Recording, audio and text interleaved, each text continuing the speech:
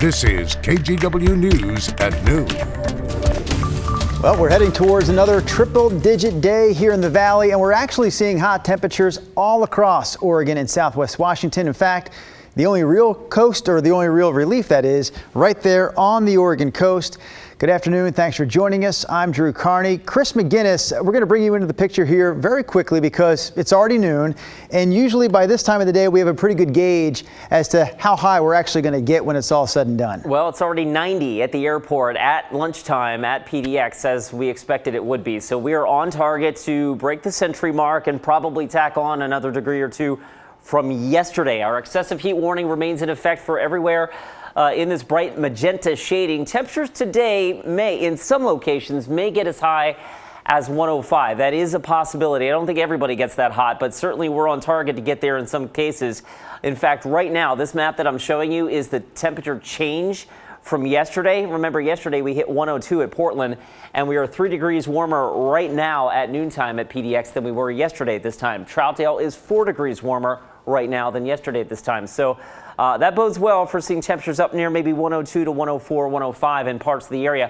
One thing that we were talking about earlier today, though, was this. This is our Wells Fargo sky camera, and usually in this shot, we've got a really nice silhouette of Mount Hood off in the distance.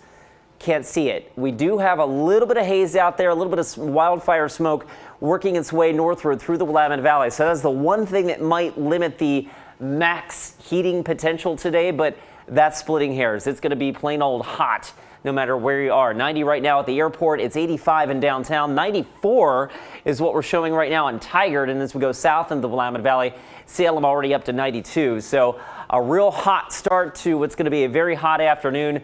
Futurecast likes the idea of Portland topping out up around 104. The Dows yesterday hit 110. You're in that territory again today. 109, maybe 110 for Hood River, the Dalles, and Arlington. Your full forecast and a look ahead to when we can expect some relief. That would be nice. I've got that coming up in just a few minutes. All right, Chris, we have a few more angles to cover here in terms of the heat wave. We start with cooling centers.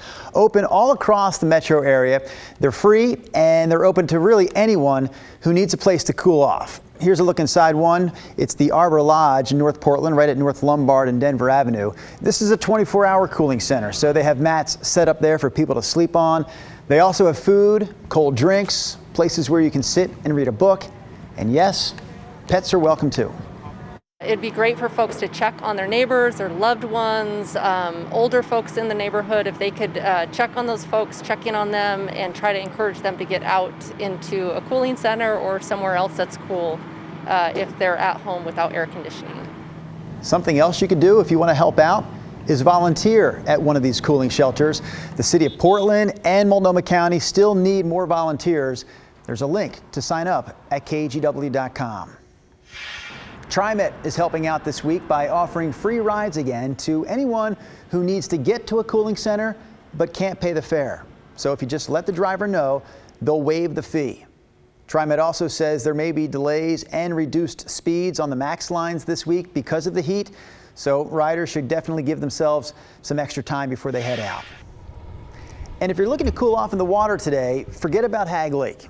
It is closed right now because firefighters are using the lake to help with firefighting efforts in the Tillamook State Forest. Crews are actually scooping water out of the lake right now, and the Washington County Sheriff's Office says the lake could be closed all day. We've actually made it very easy to get all the important information about this latest heat wave. So if you text the word heat to that number on your screen, 503-226-5088, we'll send you back a direct link to a list of cooling centers and also the latest forecast. We'll send that right to your phone.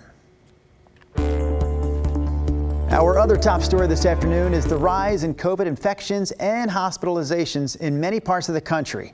But the response has actually been different state to state, depending on who's in charge. NBC's Morgan Chesky has more. This morning, as infections surge nationwide, new questions about the need for booster shots. Today, the FDA is expected to authorize third doses for immunocompromised people who produce little to no antibodies after the first 2 shots. There are still no plans yet, though, for boosters for the general population. A new study by the Mayo Clinic, still not peer-reviewed, found after 6 months the Pfizer vaccine was only 42% effective during the height of the Delta variant, compared to Moderna's 76%. Pfizer says its trials showed only a minimal reduction in effectiveness. Researchers found both vaccines still offer robust protection against hospitalization and death. Now debate heating up over new mandates. California is requiring all school staff to be vaccinated or get weekly tests, becoming the first state to do so. Cities and states also reissuing indoor mask mandates, including Philadelphia and Oregon. In Texas, Governor Greg Abbott is now threatening to take any school district who breaks his no mask mandate to court. Some superintendents defiant and still requiring masks. We've been really clear that the most important consequence that we're looking at is how we keep people safe. This as the CDC updates its guidance for pregnant women, now urging them to get vaccinated because they're at higher risk for severe disease, and evidence shows the shots are safe. Now, as for those booster shots, the CDC is slated to discuss them at a special advisory panel set for this upcoming Friday. In the meantime, we're hearing growing numbers of reports of people finding out a way to get that third dose, even if it's something that medical professionals don't recommend. Morgan Chesky, NBC News, Dallas. Oregon's new indoor mask mandate starts tomorrow, and it coincides with a big spike in cases and hospitalizations here. So this graph we're showing you shows the number of people with COVID in Oregon hospitals right now, and you can clearly see that big spike on the right side. It shows the rise in hospitalizations over the last few weeks. So 665 people with COVID are in Oregon hospitals right now, and that is the most since the pandemic started. 172 of them are in the ICU. Overall case numbers also continue to go up. The Oregon Health Authority reported another 1,900 new cases just yesterday.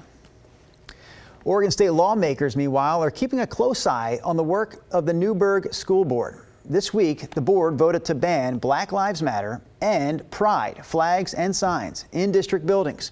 And as Mike Benner reports, more controversial and divisive moves could be on the way there. Nearly 5,000 kids attend Newburgh area schools. As one parent points out, not all of them feel safe. Black students and other students of color are under attack in Newburgh schools. I know this to be true because my son was called a at school.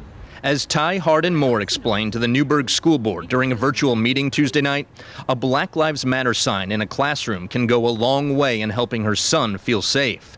Same can be said for the pride flag for students who identify as LGBTQ. As research shows that an affirming school environment improves behavioral, academic, and mental health outcomes for all students. Not everybody is buying that. Some testified that BLM and pride flags have no place in the classroom. The BLM and LGBTQ ideology and curricula are shattering the innocence of children, promoting racial divide, and negatively impacting the lives of our kids forever. School Board Director and Vice Chair Brian Shannon shares that sentiment. In fact, he went so far as to ask his fellow board members to not only ban Black Lives Matter and pride flags and signs from district buildings, but also ban teachers from wearing BLM and pride clothing while at work. The main goal of this is to get political symbols and divisive symbols out of our schools so we can focus on the already difficult task of educating our students in the core subjects. After Director Shannon explained his reasoning for a ban, Director Brandy Penner shared her reasons for voting against it. And this feels so anti-everything, anti-free speech, anti-free expression, anti-safety. Those in favor of how it was stated by Director Shannon, please raise your hand and vote yes. In the end, the board voted 4-3 in favor of a ban, but more work lies ahead. The board will consider re-examining the Every Student Belongs policy, also at the suggestion of Director Shannon. The student-driven and bipartisan legislation aims at creating a safe and inclusive school environment while prohibiting hate symbols like the swastika, Confederate flag, and noose. As a BIPOC caucus, we're keeping a very close eye on this. While State Representative Ricky Ruiz and his colleagues are condemning the board for even considering a policy change, they're not terribly surprised it's happening. I mean, in a national level, we're seeing a trend of school boards rolling back anti-racism and anti-discrimination protections, which I believe are truly unacceptable. Newburgh mom Ty Hardin Moore couldn't agree more. And she worries about her son and other students who may be caught in the middle. Sadly, policies that were implemented in good faith and in order to ensure every student that attends a Newburgh public school does so with a sense of belonging, safety, and security came under attack as soon as this nonpartisan board seated its new directors. All right, back to the Black Lives Matter and Pride ban for a moment. Before any of this can be enforced, the superintendent says that district lawyers will have to weigh in on the legalities of it. These same lawyers really do have their work cut out for them. That's because Director Brian Shannon also wants them to advise the board on the repercussions of challenging the mask mandate in schools.